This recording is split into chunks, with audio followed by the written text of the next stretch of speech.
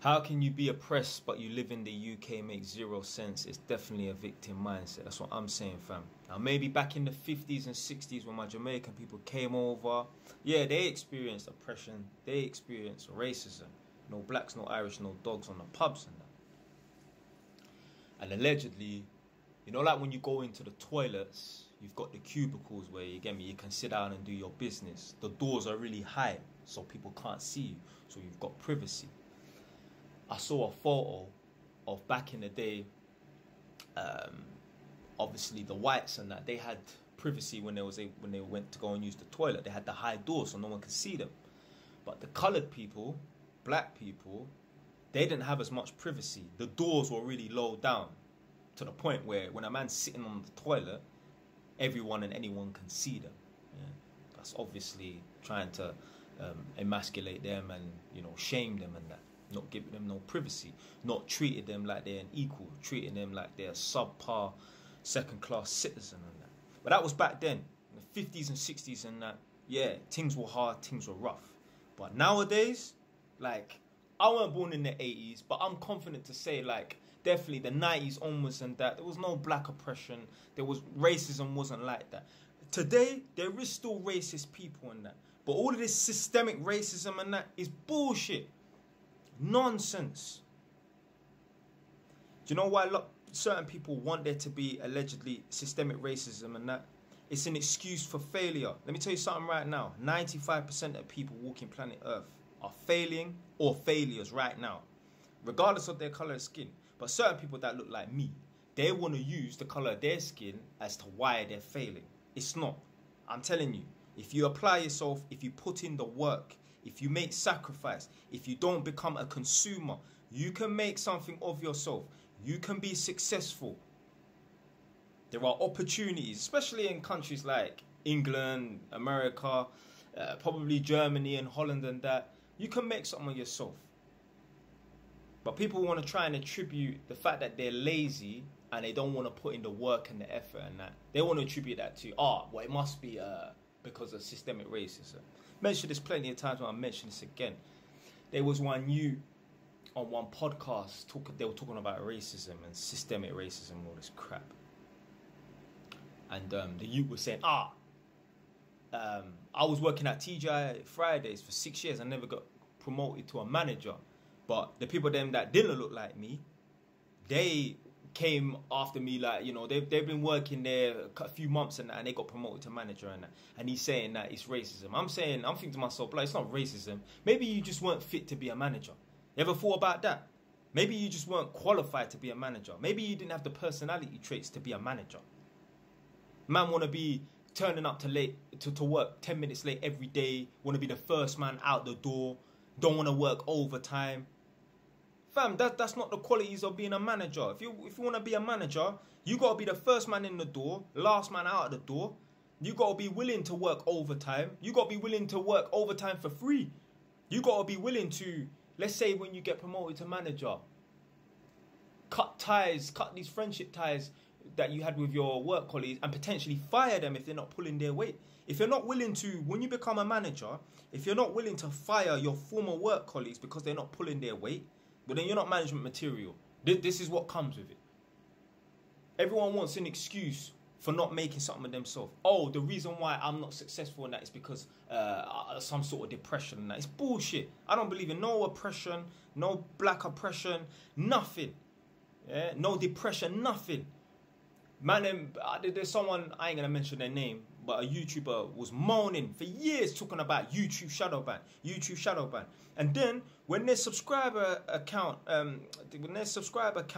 rose up and they had a little viral moment and that, and they started to get a bit bigger and that, I didn't hear them talk about YouTube shadow ban and that. They were talking about YouTube shadow ban because it's an excuse for them not having a popping YouTube channel. My thing is not popping on YouTube. My thing is not popping on TikTok. Well, TikTok's doing way better than YouTube, but it still ain't what it's supposed to be. My girlfriend reminds me of that all the time. She's like, Jay, man, why the hell, yeah, you got these people with these dumb TikTok accounts and that don't help nobody, but your thing's not popping and that, innit?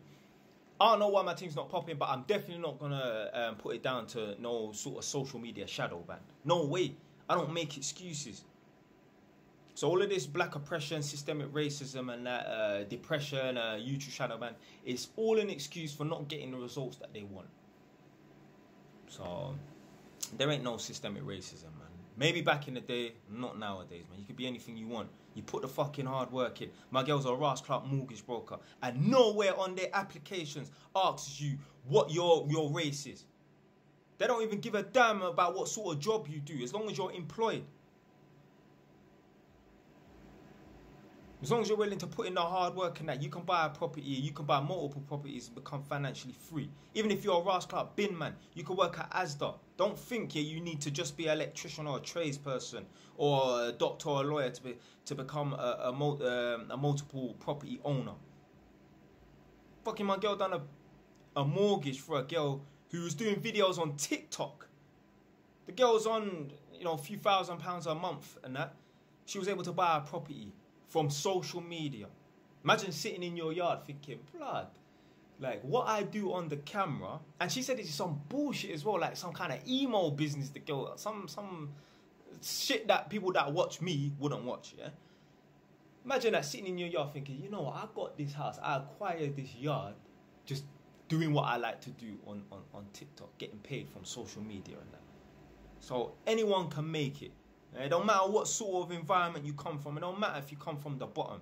Me, I come from the fucking bottom. Grew up in a good home, but come from a poor home, a good home. But man didn't have things like that. Like some kids, they get a new pair of trainers every month or two. Nah, not in my household. Certain kids, they go on holiday every year, once a year. I didn't go on holiday for the first time. I didn't leave the country for the first time until I was 13 years old. So if I can come from the bottom and make it, so can you. Plus, most of you lot didn't mess up your lives. You lot don't even have criminal records like that. I've been to jail. Man's done the whole road thing. Most of you lot watching this right now will not have the experience of you and 20 of your mans them getting on a bus and going that direction, or getting on a bus and going that other opposite direction. You and your mans them don't know about jumping in a cab.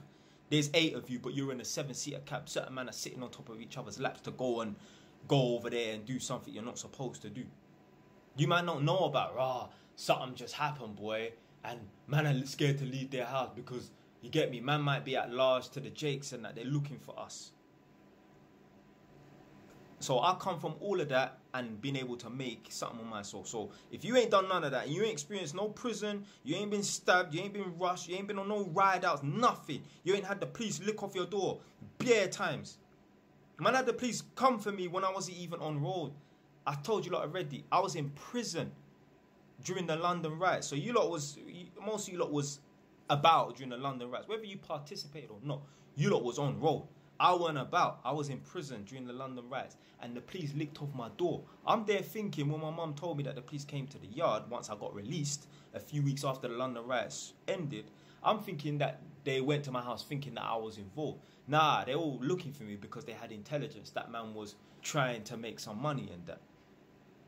So most of you lot ain't experienced none of that. You lot ain't been on the run. You ain't cut off your tag and gone country OT. Yeah, the reason why you cut off the tag because you didn't want the police to track you down via GPS and that, to bag you whilst you're trying to make money in OT. So you can get hold of things to go and, yeah. That's all I'm going to say, innit? Yeah. So there ain't no such thing in this fucking black oppression, man. Maybe back in the day, not nowadays, man.